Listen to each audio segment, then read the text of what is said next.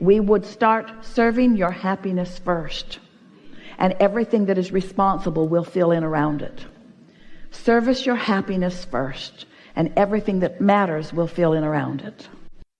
So we have just a handful of questions for you as we're wrapping this up. Do you accept that you are the creator of your own reality? And do you acknowledge that you have already created your reality? Yes. And that you're refining it a little bit here and there, but you've created your reality. And that it's all queued up and ready for you to begin devouring and receiving and enjoying. Can you feel that? Yes. And can you feel that you are closer to the reception mode than you've been in a long time? Yes. So does the feeling of emotion within you feel more like adventure than risk? Does it feel more like enthusiasm than struggle? Does it feel more like clarity than confusion? So this is what we want you to give your attention to right now. In other words, you're right there where you are more in the receiving mode than usual, which means even the things that are unfolding today will be different than they would have been if you had not accomplished this improvement in your receiving mode. So this is what we ask of you as a homework assignment that we rarely give. Notice the unfolding. Notice the correlation between your mood or attitude and what happens next. Show yourself that you have control over what happens because you have control over your mood. And then practice your mood. Just practice it. We've enjoyed this interaction more than these words can explain. But we've been infusing this atmosphere with our knowing of who you are. And we can feel that you are receiving more than the words that are being offered here. There is a vibrational improvement in the speed and direction of that which your thoughts are about. That said, nothing serious is going on here. Be playful about it. Feel for our love and feel for your own higher self or inner being, who, like our friend pointed out to you, is watching you in every moment. And feel the relationship between that perspective and the one you've got going on. And if ever you feel anything less than joy or enthusiasm or interest, just say to yourself, oh, I must be looking at this different than that broader part of me is seeing it. And then do your best, if you can, to find that higher, broader, clearer, surer, truer, more accurate perspective. We want to talk a little bit about acting as if it is and it will be, because we would like to clarify, it's important, that statement, because when you act as if something is that you don't believe, you set up a current of resistance within yourself.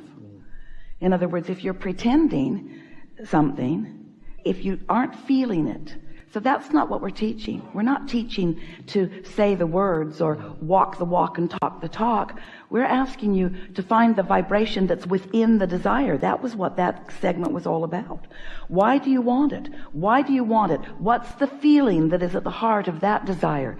Let's get to that feeling. Let's amplify that feeling. Let's get that feeling going. So we would say, feel as if it is and it will be. Feel it. Get yourself that far and practice getting that far and practice getting that far and practice getting that far, and understand that that far is all you need to do. That's your work, from the vibration that exists to the recognition of the vibration that exists. Law of attraction will take care of everything else. But if you don't do that, then you're faking it all the time. And there are some who would submit. They would defend powerfully that if I fake it long enough, I begin to believe it. Well, we've never seen that to be the case. In other words, you have to find a piece of belief, because you believe because you have found the feeling of it. You believe by no longer needing it to be present in order to believe. You believe because you've shown yourself over and over and over and over again that you can come into alignment no matter what's going on. that Source is with you no matter what's going on, that you have control of your emotions no matter what's going on, that you can come into vibrational alignment no matter what's going on, by becoming unconditional in your living of life, by not needing a condition to be a certain way in order to feel the way you want to feel, by showing yourself again and again that you have access to all that you need. We've said this phrase that we're about to give to you maybe more than any other thing that we've said over all the time that Esther has been translating for us. Everything that everyone wants, no matter what it is, a material object, a relationship, a state of being, a circumstance, an event, every single thing that you have ever or will ever or anyone has ever or will ever want is because you think that you will feel better in the having of it. So it's the emotion that you're going for anyway. And what's a little ironic about that is that you can find that emotion. You can find that emotion without the condition. You just have to know that you can, and you got to know the rules. You got to know how you sit in this time-space reality. You got to know how you fit in. That's why you have summoned us. You got to know that you are an extension of Source, and you got to prove it to yourself because no one else can prove it to you. You got to know that you're an extension of Source. And how do you know it? By not letting it in, and then by letting it in, and by beginning to notice that it's you who's making the difference. It's your mindset, it's your focus, it's your desire, it's your willingness, it's your understanding. Starting from the inside out. In other words, finding the vibrational basis, starting there, and then allowing it to flow. Now, these are words, but words are indicative of the vibration that you're holding. And so well-being and ease and flow and comfort and beds and pillow and homes and gardens and water features and flowers and birds and deers and cats and the dogs and the beach and the ocean and the sun and the stars and the clouds and the rain and the grasses and the trees and the money and the cows and the horses, the plants and the family and the friends and the staff and the people and the cities. People rendezvousing, co-creating, fun, fun, fun, fun, fun, fun, fun. You're following? In other words, now this was the first time Esther has felt the inspiration for that process. It will get better for her. But the process was fast as she could write. The ideas were flowing.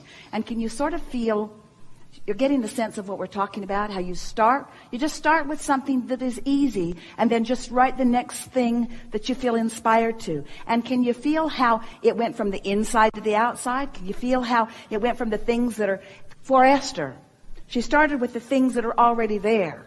In other words, the easy things that are there. And then the things that you all take for granted that are there. The things that you take for granted that are worth not taking for granted that are there.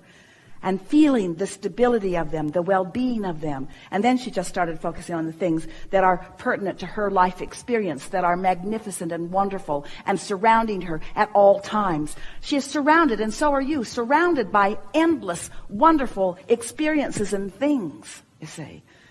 And it doesn't take very much focusing there and appreciating there and practicing the vibration of that and cementing the vibration of that, making a statement to the universe, affirming your well-being in as many ways as you can think of to affirm your well-being.